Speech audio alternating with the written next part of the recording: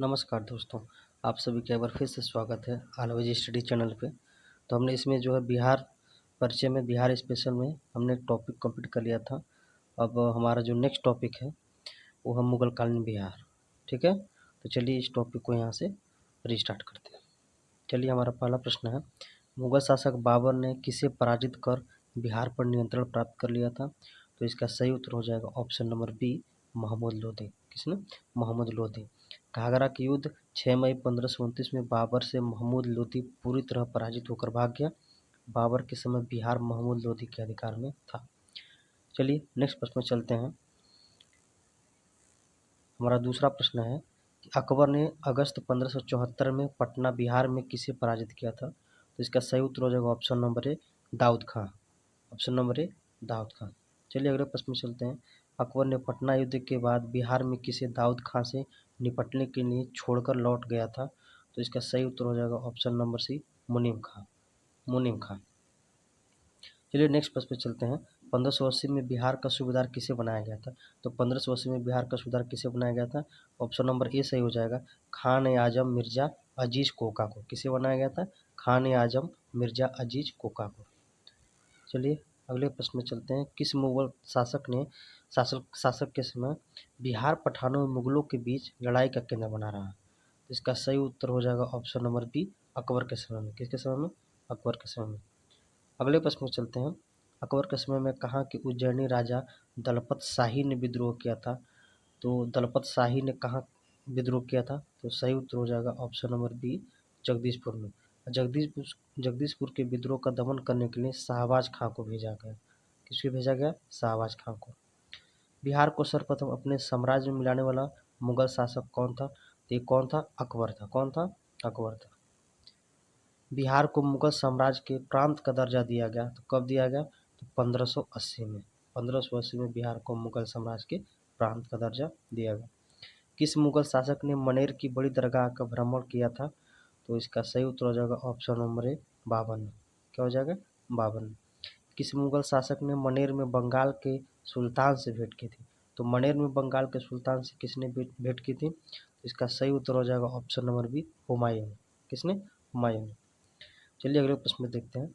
पटना की विजय में किस मुगल शासक ने भाग लिया था? तो पटना की विजय में किस मुगल शासक ने भाग लिया था? तो अकबर ने भाग लिया था। कौन लिया था? अकबर ने। किस मुगल राजकुमार ने अपने विद्रोह के क्रम में बिहार में शरण ली थी? तो ये शाहजहां ने शरण ली थी बिहार में अपने विद्रोह के समय में। चलिए अगले प्रश्न को देखते हैं। 1582 में अकबर के समय बिहार में कितनी सरकारें या प्रमंडल थीं? तो उस समय अकबर के समय कितनी थी? 7 थी। और बिहार में परगनों की संख्या उस समय 200 थी। परगनों की संख्या कितनी थी? 200 थी। अकबरकालीन बिहार के सूबेदारों में सबसे प्रसिद्ध कौन था? तो सूबेदारों में सबसे प्रसिद्ध कौन था? तो राजा मान सिंह था। कौन था? राजा मान सिंह। बिहार किस मुगल सूबेदार ने रोहतास को अपनी राजधानी बनाया? तो रोहतास को अपनी राजधानी किसने बनाया? तो राजा मान सिंह जो सूबेदार था, यह रोहतास को अपनी राजधानी बनाया, राजा मान सिंह। किस मुगल शासक के समय में बिहार में सर्वाधिक विद्रोह हुए? किस मुगल शासक के समय में बिहार में सर्वाधिक विद्रोह हुए? उत्तर एक हो जाएगा ऑप्शन नंबर ए, अकबर। अकबर के समय में सर्वाधिक विद्रोह हुए। अगले प्रश्न को देखते हैं। बिहार में मुगलकालीन इमारतों में सबसे पुरानी या पुराना इमारत कौन है? तो बिहार में कौन है? ऑप्शन नंबर ए से हो जाएगा हाजीपुर की जामा मस्जिद। हाजीपुर की जामा मस्जिद जो है मुगलकालीन इमारतों में सबसे पुरानी है। राजकुमार अजीम द्वारा अजीमाबाद को बसाने पर कितना व्यय हुआ? कितना खर्च हुआ? इसका सही उत्तर हो जाएगा ऑप्शन नंबर सी, 1 करोड़ रुपये। कितना? 1 करोड़ रुपये। बिहार में राजकुमार अजीम का कार्यकाल था। तो अजीम का कार्यकाल कब से था? तो 1702 से 1712, यानी कि 1702 से 1712 10 साल तक के रहता है। अगले प्रश्न को देखते हैं। औरंगजेब के शासनकाल 1685 में बिहार में सरकारों या प्रमंडल की संख्या कितनी थी? तो औरंगजेब के समय कितनी थी? तो 8 थी। औरंगजेब के समय कितनी थी? 8 थी। और उस समय परगनों की संख्या कितनी थी? तो 246 थी। किस मुगल शासक के शासनकाल में खोखरा देश यानी छोटा नागपुर की विजय संपन्न हुई? तो इसका सही उत्तर हो जाएगा ऑप्शन नंबर बी, जहांगीर के समय में। चलिए नेक्स्ट प्रश्न में चलते हैं। हमारा अगला प्रश्न है, सिख गुरुओं में किनका बिहार से घनिष्ठ संबंध रहा था? तो इसका सही उत्तर हो जाएगा ऑप्शन नंबर सी, यानी कि 1 3 और 4, यानी कि एक गुरु नानक, गुरु तेग बहादुर और गुरु गोविंद सिंह। गुरु नानक देव, गुरु तेग बहादुर और गुरु गोविंद सिंह, इन तीनों का जो है सिख गुरु को बिहार से घनिष्ठ संबंध रहा था। किस मुगल सम्राट के शासनकाल में बिहार पर दिल्ली का नियंत्रण समाप्त हो गया? तो इसका सही उत्तर हो जाएगा ऑप्शन नंबर बी, फर्रुखसियार के समय में। किसके? फर्रुखसियार के समय में। ईरानी यात्री मोहम्मद सादिक किस मुगल शासक के समय में बिहार आया था? तो इसका सही उत्तर हो जाएगा ऑप्शन नंबर बी, जहांगीर के समय में। कब आया था? तो जहांगीर के समय में आया था। ईरानी यात्री अब्दुल लतीफ किस मुगल शासक के शासनकाल में आया था? तो अब्दुल लतीफ किसके शासनकाल में आया था? तो अकबर के समय में आया था। किसके शासनकाल में? अकबर के समय में। राजा मान सिंह को बिहार प्रांत का प्रांतपति कब नियुक्त किया गया? तो राजा मान सिंह को कब नियुक्त किया गया? तो किसके समय में? ये अकबर के समय में। राजा मान सिंह ने रोहतास को अपनी राजधानी बनाया था। अगला प्रश्न है, मुगल शासक जहांगीर ने 1621 में किसे बिहार का प्रांतपति नियुक्त किया था? तो जहांगीर ने 1621 में किसे बिहार का प्रांतपति नियुक्त किया था? इसका सही उत्तर हो जाएगा ऑप्शन नंबर बी, राजकुमार परवेज। किसे? राजकुमार परवेज को। अगला प्रश्न है, राजकुमार अजीम को किसने बिहार का सूबेदार बनाया? तो ये वही प्रश्न है। तो राजकुमार अजीम को किसने बनाया? तो औरंगजेब ने बनाया। किसने? औरंगजेब ने बनाया। पटना को अजीमाबाद नाम दिया था किसने? तो पटना को अजीमाबाद नाम दिया था राजकुमार अजीम ने। किसने? राजकुमार अजीम ने। वह प्रथम मुगल सम्राट जिसका राज्याभिषेक बिहार में हुआ था। तो इसका सही उत्तर हो जाएगा option number D, Farrukhsiyar. Farrukhsiyar का जो है राज्याभिषेक बिहार में हुआ था। किस मुगल शासक का राज्याभिषेक पटना में हुआ था? तो यही फर्रुखसियार। फर्रुखसियार का राज्याभिषेक बिहार यानी पटना में हुआ था। चलिए अगला प्रश्न है, किस मुगल शासक के काल में बिहार पर बंगाल के नवाबों का नियंत्रण स्थापित हुआ था? तो इसका सही उत्तर हो जाएगा ऑप्शन नंबर सी, बहादुर शाह प्रथम। क्या हो जाएगा? बहादुर शाह प्रथम। चलिए नेक्स्ट प्रश्न में चलते हैं। मुगल प्रांत बनने के उपरांत बिहार का गवर्नर कौन बना था? तो मुगल प्रांत बनने के उपरांत बिहार का गवर्नर बना था, ये सही उत्तर हो जाएगा ऑप्शन नंबर बी, मिर्जा अजीज कोकलताज। मिर्जा अजीज कोकलताज। अगला प्रश्न है, मुगलकालीन बिहार का गवर्नर कौन रहा है? तो सही उत्तर हो जाएगा ऑप्शन नंबर डी, सभी। शुजात खां, सईद खां और मुकर्रब खां। शुजात खां, सईद खां और मुकर्रब खां, ये तीनों जो है मुगलकालीन बिहार के गवर्नर रहे हैं।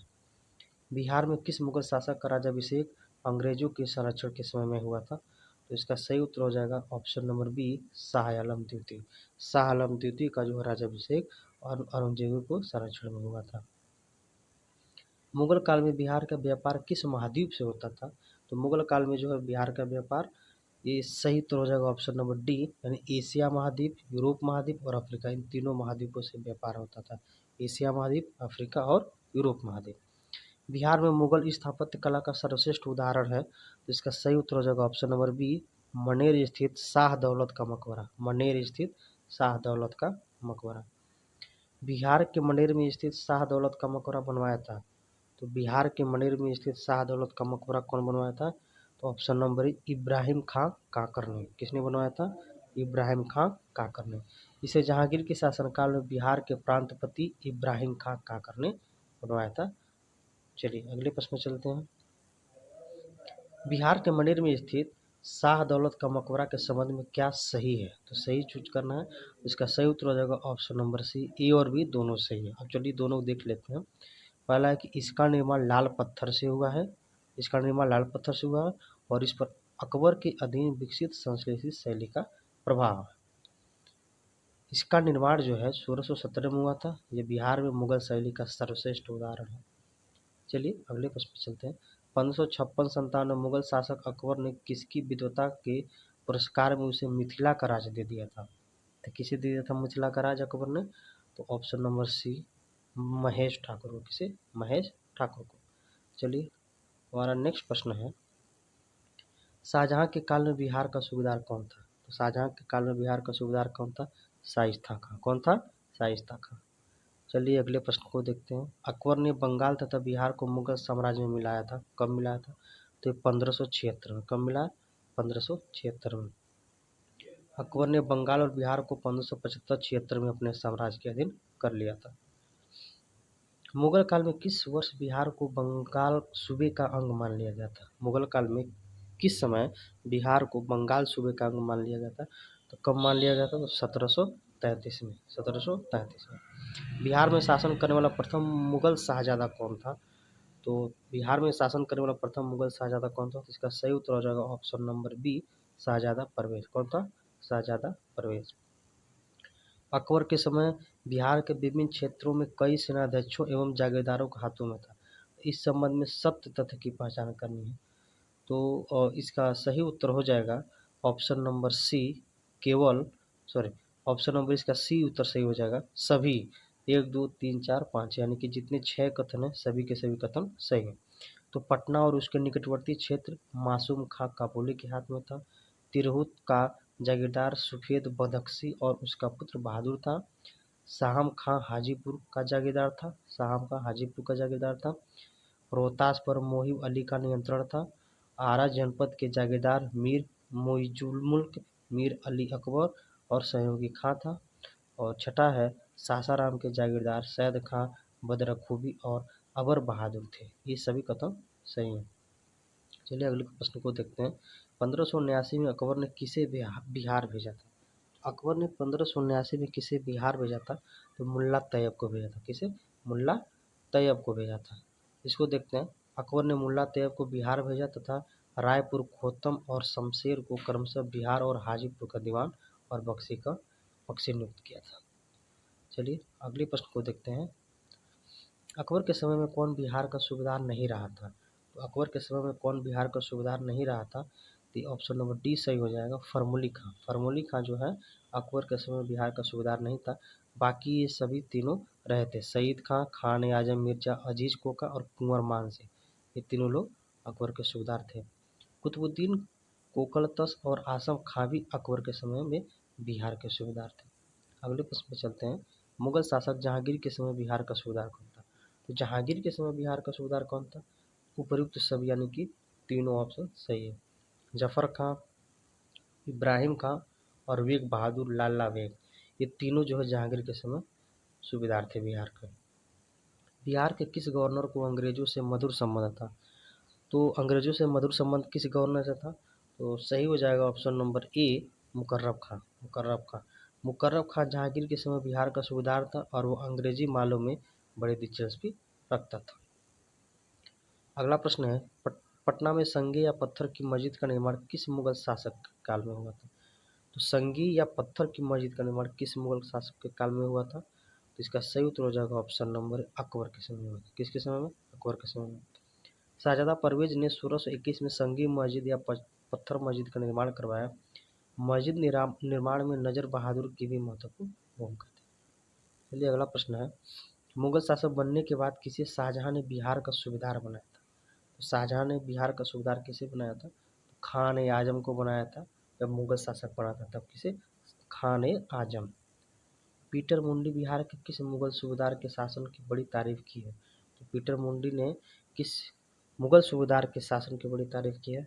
तो मिर्जा सैफ खां। किसकी? मिर्जा सैफ खां की। चलिए इसको देखते हैं। पीटर मुंडी 1632 में पटना आया, जिसने मिर्जा सैफ की कानून व्यवस्था, निर्माण आदि की खूब प्रशंसा किया है। सैफ खां शाहजहां के समय में बिहार का सूबेदार था। सैफ खां किसके समय में सूबेदार था? शाहजहां के समय में। शाहजहां के समय बिहार का सूबेदार कौन था? तो अजीज कोका था। कौन था? अजीज कोका। औरंगजेब के शासनकाल में बिहार का सूबेदार कौन था? तो ये सभी ऑप्शन सही हो जाएगा। दाऊद खां कुरैशी, शाहजहां आजम और इब्राहिम। ठीक है। चलिए अगले प्रश्न में चलते हैं। हमारा अगला प्रश्न है, बिहार के किस मुगल सूबेदार ने पलामू विजय किया है? तो पलामू विजय किसने किया है? ऑप्शन नंबर बी सही हो जाएगा, दाऊद खां कुरैशी। दाऊद खां कुरैशी, इसने दाऊद नगर की भी स्थापना की थी। अगला प्रश्न है, मुर्शीद कुली खां बिहार का दीवान कब बना? तो मुर्शीद कुली खां बिहार का दीवान कब बना? ये 1703 में बना। कब बना? 1703 में बना। भोजपुर के उज्जैनी विद्रोह जमींदारों का दमन बिहार के किस सूबेदार ने किया था? इसका सही उत्तर हो जाएगा option number B, Hussain Ali Khan. क्या हो जाएगा? हुसैन अली खां। बिहार में राजस्व के इतिहास से संबंधित सत्य कथन का चयन करिए। तो राजस्व के इतिहास से संबंधित सत्य तथ्य का चयन करना है। तो इसका सही उत्तर हो जाएगा ऑप्शन नंबर ए, केवल 1, 2 और 3। इन तीनों ऑप्शन को देखते हैं। पहला कि बिहार में जाति पद्धति 200 परगनों में से 138 परगनों में यह पद्धति लागू थी। दूसरा है 1582 में टोडरमल ने बिहार में 55,47,984 रुपये का मानक राजस्व तय किया था। और तीसरा ऑप्शन है कि 1685 में बिहार का मानक राजस्व 85,15,683 रुपये तय किया गया था। तो अब इसको देख लेते हैं। 1750 में अलवर्दी खां के समय में राजस्व 95,56,098 रुपये तय की गई थी। चलिए अगला प्रश्न है, अकबर के समय 1582 में बिहार में 7 सरकार थी, इसके नाम का सही समूह बताइए। तो इसका सही उत्तर हो जाएगा ऑप्शन नंबर ए। ऑप्शन नंबर ए सही हो जाएगा। बिहार, मुंगेर, तिरहुत, रोहतास, हाजीपुर, सारण और चंपारण, ये 7 सरकार थी अकबर के समय में। औरंगाबाद के समय 1685 सरकारों की संख्या 1685 में सरकारों की संख्या 8 थी। तो औरंगजेब ये दिखा रहा है, बिहार, रोहतास, शाहाबाद, भोजपुर, मुंगेर, तिरहुत, सारण, हाजीपुर, चंपारण। अगला प्रश्न है, कश्मीर घाटी का अंतिम मुस्लिम शासक यूसुफ शाह चक, जिन्हें मुगल सम्राट अकबर द्वारा बिहार में निर्वासित किया गया था, तो कहाँ दफन है। तो इसका सही उत्तर हो जाएगा ऑप्शन नंबर डी, नालंदा में। कहाँ है? नालंदा में। चलिए अगले प्रश्न को देखते हैं। अब अगला मेरा यहाँ से टॉपिक शुरू होता है, मुगलकालीन इतिहास खत्म हो गया, अब यहाँ से अगला मेरा नेक्स्ट टॉपिक शुरू होता है, आधुनिक बिहार। क्या होता है? आधुनिक बिहार। आधुनिक बिहार दोस्तों ये ज़्यादा इम्पोर्टेंट है, ये बीपीएससी में यहाँ से ज़्यादा प्रश्न देखने को मिलता है पीटी में, तो कृपया इस वीडियो को अच्छे से देखिएगा यहाँ से। चलिए मेरा आधुनिक बिहार में पहला क्वेश्चन है, इसमें पहला टॉपिक है हमारा बंगाल के नवाब ऑफ बिहार। क्या है? बंगाल के नवाब ऑफ बिहार। तो इससे हमारा पहला प्रश्न है कि नवाब अलीवर्दी खां की बिहार में कार्यकाल थी। तो अलीवर्दी खां के बिहार में कार्यकाल कब से था? तो ऑप्शन नंबर बी सही हो जाएगा, 1734 से 40। 1734 से 1740। दूसरा प्रश्न है, अलवर्दी खां ने बंगाल की गद्दी पर अधिकार किया, तो कब बंगाल की गद्दी पर अधिकार किया? तो ऑप्शन नंबर सी हो जाएगा 1740 में। अगला प्रश्न है, बंगाल के नवाबों में किसने राजधानी मुर्शिदाबाद से हटाकर मुंगेर स्थापित की थी? तो मुर्शिदाबाद से हटाकर मुंगेर कौन से नवाब ने किया था? तो इसका सही उत्तर हो जाएगा option number D, Mir Qasim. क्या हो जाएगा? मीर कासिम। अगला प्रश्न है, 1748 में बिहार के किस उपनवाब की हत्या हुई थी? तो 1748 में किस उपनवाब की हत्या हुई थी? तो हैबत जंग की हत्या हुई थी। किसकी? हैबत जंग की। अगला प्रश्न है, 1748 में अलवर्दी खान ने रानी सराय के युद्ध में किसे पराजित किया था? तो अलवर्दी खान ने रानी सराय के युद्ध में किसे पराजित किया था? तो अफगानों को पराजित किया था। किसको? अफगानों को, 1748 में। कौन बिहार का प्रथम नायब नाजिम था? तो बिहार का प्रथम नायब नाजिम कौन था? तो ये राजा राम नारायण था। कौन था? राजा राम नारायण। अगला प्रश्न है, 1733 में मुगल सम्राट मोहम्मद शाह ने किसे बिहार की सूबेदारी प्रदान की थी? तो 1733 में मोहम्मद शाह ने किसे बिहार की सूबेदारी दी थी? तो किसे दी थी? शुजाउद्दीन को। किसे? शुजाउद्दीन को। चलिए हमारा अगला प्रश्न है, अलवर्दी खान ने बिहार में अफगानों को किस युद्ध में पराजित किया था? तो अलवर्दी खान ने बिहार में अफगानों को किस युद्ध में पराजित किया था? पटना के युद्ध में पराजित। किस युद्ध में? पटना के युद्ध में पराजित किया था। अगला प्रश्न है, बिहार में कहाँ अलवर्दी खान ने मराठों को पराजित किया था? तो अलवर्दी खान ने मराठों को कहाँ पे पराजित किया था? ये फतुहा के समीप पराजित। कहाँ? फतुहा के समीप। चलिए हमारा अगला प्रश्न है, बिहार के किस उपनवाब को अफगानों ने हत्या कर दी? तो बिहार के किस उपनवाब की अफगानों ने हत्या कर दी थी? इसका सही उत्तर हो जाएगा ऑप्शन नंबर सी, जैनुद्दीन हैबत जंग। जैनुद्दीन हैबत जंग की हत्या अफगानों ने कर दी थी। कब किया था? तो 1748 में। अगला प्रश्न है, अली गौहर का बिहार अभियान किस वर्ष समाप्त हुआ था? तो इसका सही उत्तर हो जाएगा ऑप्शन नंबर डी, 1759 में। चलिए अगले प्रश्न को देखते हैं। अलवर्दी को किस वर्ष बिहार का डिप्टी गवर्नर नियुक्त किया गया था? तो अलवर्दी को कब बिहार का डिप्टी गवर्नर नियुक्त किया गया था? तो ऑप्शन नंबर डी, 1733। कब? 1733 में। प्लासी के युद्ध के समय बिहार का गवर्नर कौन था? तो प्लासी का युद्ध जो हुआ था 1757 में हुआ था, और इस समय जो है बिहार का गवर्नर कौन था? तो सर आयरकुट था। कौन था? सर आयरकुट था। अब यहाँ से हमारा अगला नेक्स्ट टॉपिक शुरू होता है, बिहार में यूरोपीय कंपनियाँ। अब यूरोपीय जो कंपनियाँ आई थी तो उनका बिहार में क्या क्या है, बिहार में कहाँ कहाँ पे से बिहार में क्या क्या हुआ, तब यहाँ से हमारा टॉपिक शुरू होता है। चलिए इसको देखते हैं। हमारे यहाँ से पहला प्रश्न है कि बिहार में डेन व्यापारियों ने कहाँ व्यापारिक कोठी खोली थी? तो बिहार में जो डेनिश थे उन्होंने व्यापारियों ने वहाँ कहाँ कोठी खोली थी? इसका सही उत्तर हो जाएगा option number D, Patna city, जिसे नेपाली कोठी के नाम से भी जाना जाता है। अगला प्रश्न है बिहार के पटना में माल गोदाम की स्थापना फ्रांसीसियों ने कब की थी? तो पटना में माल गोदाम की स्थापना फ्रांसीसियों ने कब की थी? इस 1734 में। कब की थी? 1734 में। बिहार से यूरोपीय कंपनियां क्या व्यापारिक सामग्री प्राप्त करती थीं? तो क्या क्या प्राप्त करती थी बिहार से यूरोपीय कंपनियां? तो इसका सही उत्तर हो जाएगा ऑप्शन नंबर डी, अनाज भी प्राप्त करती थी, सोरा और वस्त्र, ये सभी चीजें जो है यूरोपीय कंपनियां ले जाती थी। अंग्रेजों की बिहार के साथ व्यापार में मुख्य आयात सामग्री थी, तो क्या क्या आयात करते थे वो? तो ये सभी हो जाएगा अनाज, सोरा, अफीम, ये सभी। चलिए अगला प्रश्न है किस अंग्रेज यात्री ने बिहार में 1670-71 में भीषण अकाल की चर्चा की थी? तो किस अंग्रेज यात्री ने की थी 1670-71 में अकाल की? इसका सही उत्तर हो जाएगा option number B, John Marshall. चलिए अगला प्रश्न है अंग्रेज यात्री पीटर मुंडी किस मुगल शासक के समय में बिहार आया था? तो पीटर मुंडी जो था अंग्रेज यात्री था, किस शासक के समय में बिहार आया था? तो शाहजहां के समय में। किसके समय में? शाहजहां के समय में। चलिए अगला प्रश्न है यूरोपीय कंपनियों द्वारा बिहार में स्थापित फैक्ट्रियां मुख्यतः कौन कौन सी थी? तो इसका सही उत्तर हो जाएगा ऑप्शन नंबर डी, 1, 3 और 4। यानी भंडारण केंद्र था, व्यापारिक केंद्र था और प्रशासनिक केंद्र था, लेकिन ये उत्पादक केंद्र नहीं था। चलिए अगला प्रश्न है कि अंग्रेजों ने पटना में अपनी फैक्ट्री किस मुगल शासक के शासनकाल में स्थापित किया था? इसका सही उत्तर हो जाएगा ऑप्शन नंबर ए, शाहजहां के समय में। अगला प्रश्न है बिहार के क्षेत्र में सर्वप्रथम कौन आए थे? तो पता है आप लोगों को, ये पुर्तगाली आए थे।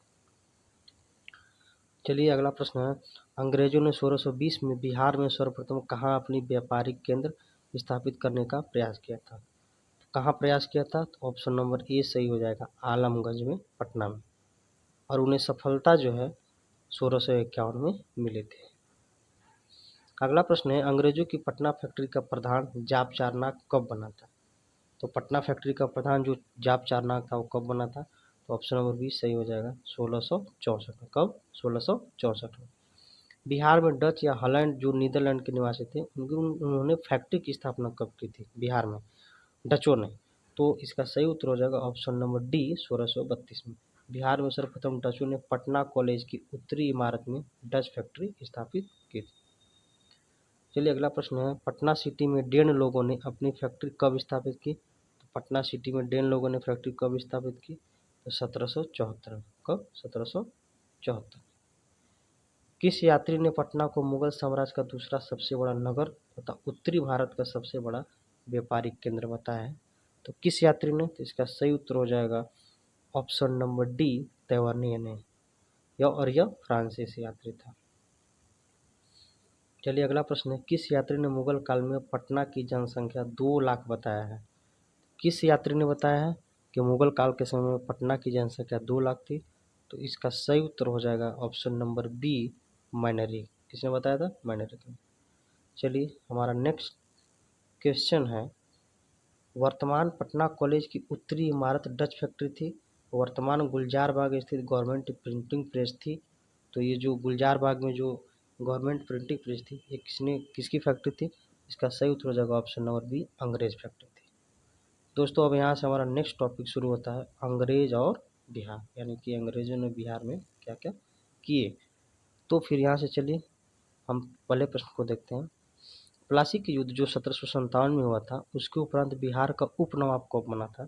कौन बना था उपनवाब? तो इसका सही उत्तर हो जाएगा ऑप्शन नंबर ए, मीरन। कौन बना था? मीरन। चलिए अगले प्रश्न में चलते हैं बंगाल के किस नवाब ने मुंगेर को अपनी राजधानी बनाया था? तो मुंगेर को अपनी राजधानी कौन बनाया था? तो मीर कासिम ने बनाया था। किसने? मीर कासिम ने। बिहार आने वाला पहला अंग्रेज यात्री कौन था? रॉल्फ फिच था। कौन था? Ralph Fitch. चलिए अगला प्रश्न है बिहार में ब्रिटिश सत्ता का सर्वप्रथम विरोध किसने किया था? तो ब्रिटिश सत्ता का सर्वप्रथम विरोध बिहार में किसने किया था? अली गौहर ने किया था। कौन किया था? अली गौहर ने। अगला प्रश्न है अली गौहर ने कब पटना का घेरा डाला था? तो पटना में घेरा कौन डाला था? अली गौहर ने। और कब डाला था? तो 1760 में। कब? 1760 में। ईस्ट इंडिया कंपनी को बंगाल, बिहार एवं उड़ीसा में दीवानी का अधिकार प्रदान किया। तो किसने प्रदान किया? तो शाह आलम द्वितीय ने, किसने? शाह आलम द्वितीय ने। और ये अधिकार कब मिला? 1765 में। 1765 में जो इलाहाबाद की संधि हुई थी।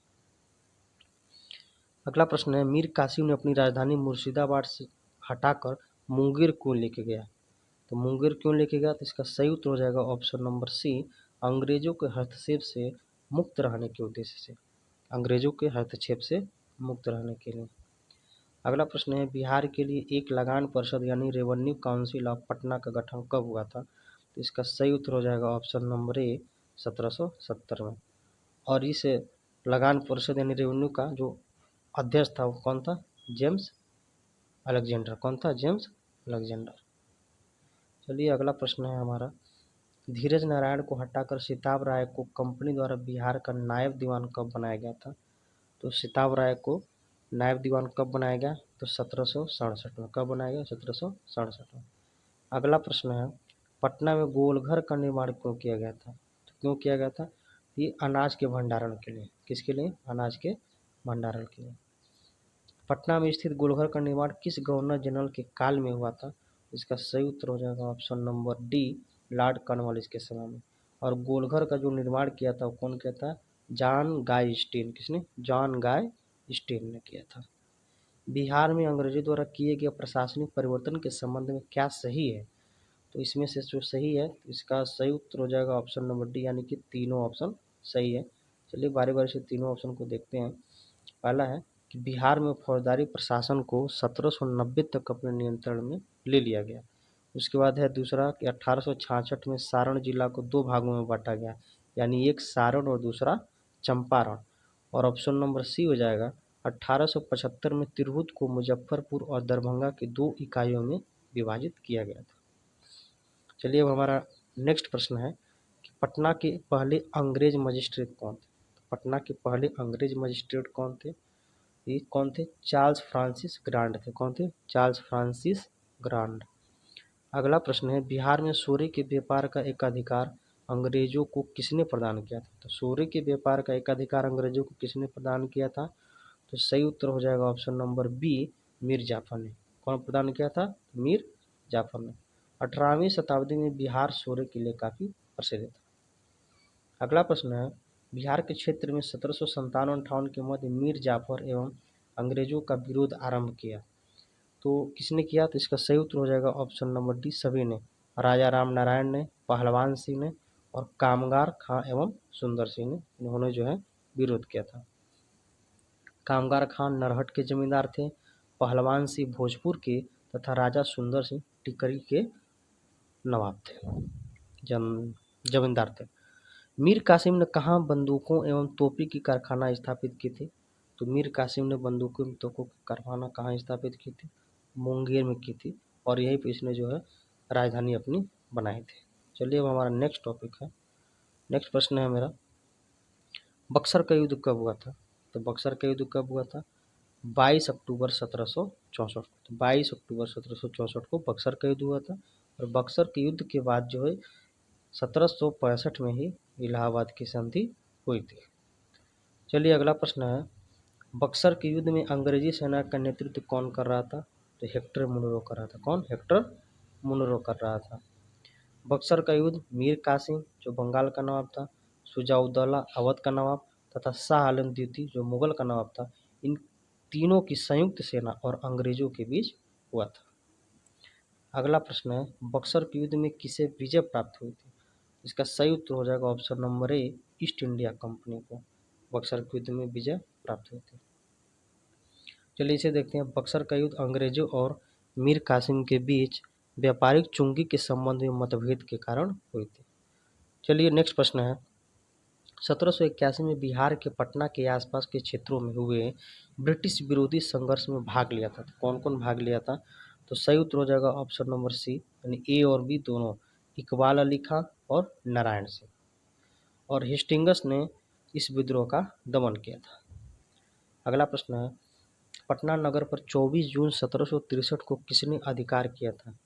तो किसने अधिकार जो है पटना पर 1763 में किया था? तो इसका सही उत्तर हो जाएगा ऑप्शन नंबर ए, एलिस ने। किसने? एलिस ने। चलिए अगला प्रश्न है, किस भारतीय को रॉबर्ट क्लाइव ने बिहार का नायब दीवान नियुक्त किया था? इसका सही उत्तर हो जाएगा ऑप्शन नंबर डी, सिताब राय को, एक भारतीय थे। चलिए अगला प्रश्न है, 1763 में पटना स्थित अंग्रेजों की फैक्ट्री पर अधिकार किया था, किसने किया था? तो नवाब मीर कासिम ने। किसने किया था? मीर कासिम ने। चलिए अगला प्रश्न है, ब्रिटेन के राजा ने 1765 में एक फरमान द्वारा बंगाल, बिहार एवं उड़ीसा की दीवानी ईस्ट इंडिया कंपनी को कितने रुपए में दी थी? तो इसका सही उत्तर हो जाएगा ऑप्शन नंबर सी, 26 लाख रुपए में। कितने रुपए में? 26 लाख रुपए में। चलिए हमारा अगला प्रश्न है, अंग्रेजों ने 1765 में बिहार, बंगाल और उड़ीसा की दीवानी उपलब्ध कराने में महत्वपूर्ण योगदान किसका था? इसका सही उत्तर हो जाएगा ऑप्शन नंबर ए, नवाब मुनीरुद्दौला। नवाब मुनीरुद्दौला। अगला प्रश्न है कि सम्राट शाह आलम द्वितीय ईस्ट इंडिया कंपनी को बंगाल, बिहार तथा उड़ीसा की दीवानी कब प्रदान की थी? इसका सही उत्तर हो जाएगा ऑप्शन नंबर ए, 12 अगस्त 1765 में। 12 अगस्त 1765 में, और ये इलाहाबाद की ही संधि थी। अगला प्रश्न है, 1770 में बिहार में प्रांतीय परिषद की नियुक्ति की गई, जिसके अध्यक्ष थे, जिसके अध्यक्ष कौन थे? ऑप्शन नंबर ए सही हो जाएगा, जेम्स अलेक्जेंडर। क्या हो जाएगा? James Alexander. चलिए अगला प्रश्न है, बिहार में धीरज नारायण, सिताब राय और सैमुअल मिडल्टन का 3 सदस्यीय परिषद कब बना था? तो इसका सही उत्तर हो जाएगा ऑप्शन नंबर ए, 1766 में। कब बना था? 1766 में। अगला प्रश्न है कि 1761 में बिहार का उप प्रांतीय बनाया गया था, तो 1761 में बिहार का उप प्रांतपति किसे बनाया गया था? तो किसे बनाया गया था? ये राज बल्लभ को बनाया था। किसे? राज बल्लभ को। अगला प्रश्न है, 1767 में ईस्ट इंडिया कंपनी राजा राम नारायण को हटाकर किसे बिहार का नायब दीवान बनाया गया था? तो इसका सही उत्तर हो जाएगा ऑप्शन नंबर ए, सिताब राय को। किसे? सिताब राय को। अगला प्रश्न है, बिहार यानी पटना में कब एक लगान परिषद का गठन किया गया, जिसे रेवेन्यू काउंसिल ऑफ पटना के नाम से भी जाना जाता है? तो कब गठन किया गया था? तो 1770 में। कब गठन किया गया था? 1770 में। अगला प्रश्न है, बिहार में अकाल के जांच हेतु राजस्व कमियों को पता लगाने तथा नया बंदोबस्त के लिए कंपनी ने किसे बिहार भेजा था? तो किसे बिहार भेजा था? इसका सही उत्तर हो जाएगा option number C, sir John Shore को। किसे? सर जॉन शोर को। दोस्तों यहाँ तक मेरा टॉपिक समाप्त होता है, अंग्रेजों का बिहार में संघर्ष। अब हमारा जो है नेक्स्ट टॉपिक रहेगा, अगले वीडियो में हम मिलेंगे फिर नेक्स्ट टॉपिक लेके, बिहार में स्वतंत्रता संघर्ष। अब बिहार में जो स्वतंत्रता संघर्ष हुए थे स्वतंत्रता के लिए, उसके बारे में हम यहाँ इसको फुली डिस्कस करेंगे। दोस्तों अगर आप लोगों को वीडियो अच्छा लगा हो तो कृपया करके चैनल को सब्सक्राइब कर दीजिए और वीडियो को लाइक करके ज़्यादा से ज़्यादा शेयर करिए।